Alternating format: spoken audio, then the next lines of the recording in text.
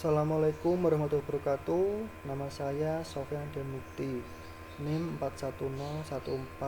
41014181773. Di sini saya akan membahas kemampuan dalam NCTM. Yang pertama ada pemecahan masalah atau problem solving. Pemecahan masalah dalam matematika banyak dirujuk pemerhati matematika. Contohnya adalah polia. Polia mengartikan pemecahan masalah sebagai suatu usaha mencari jalan keluar dari suatu kegiatan atau kesulitan guna mencapai suatu tujuan yang tidak begitu segera dapat dicapai. Pemecahan masalah dapat juga diartikan sebagai penemuan langkah-langkah untuk mengatasi kesenjangan yang ada. Lebih spesifik, Seidovi mengartikan pemecahan masalah sebagai kegiatan menyelesaikan soal cerita, menyelesaikan soal yang tidak rutin, mengaplikasikan matematika dalam kehidupan sehari-hari atau keadaan lain. Yang kedua ada penalaran dan pembukaan.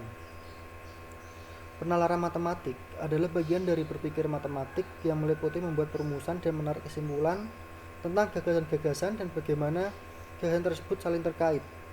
Jika pemecahan masalah memainkan peran sentral dalam matematika, maka penalaran tampaknya memainkan peran serupa dalam pemecahan masalah.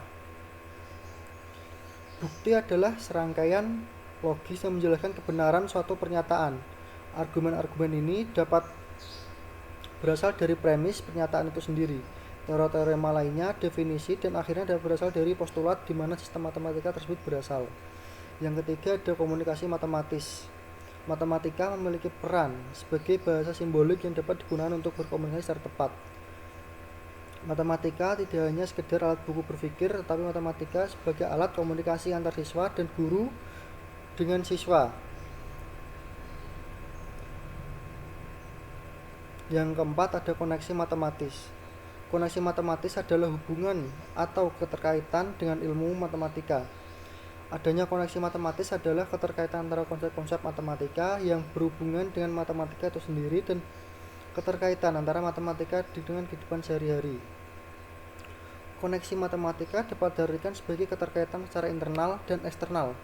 Keterkaitan secara internal adalah keterkaitan antara konsep-konsep matematika yaitu berhubungan dengan matematika itu sendiri, dan keterkaitan secara eksternal yaitu keterkaitan antara matematika dan kehidupan sehari-hari. Yang kelima ada representasi matematis atau mathematical representation. Kemampuan matematis perlu dikembangkan, diantaranya adalah kemampuan representasi matematis ini sendiri, yaitu kemampuan yang digunakan dalam belajar matematika seperti menggambar grafik maupun simbol akan membantu komunikasi dan berpikir siswa. Guru membantu siswa mengembangkan melalui mendengarkan, bertanya, dan membuat suatu usaha untuk memahami apa yang mereka coba komunikasikan dengan gambar atau tulisan mereka, khususnya ketika tidak terbiasa melihat representasi. Sekian penjelasan kemampuan dalam NCTM. Jika ada kurang lebihnya, saya minta maaf. Akan dilanjutkan oleh teman saya.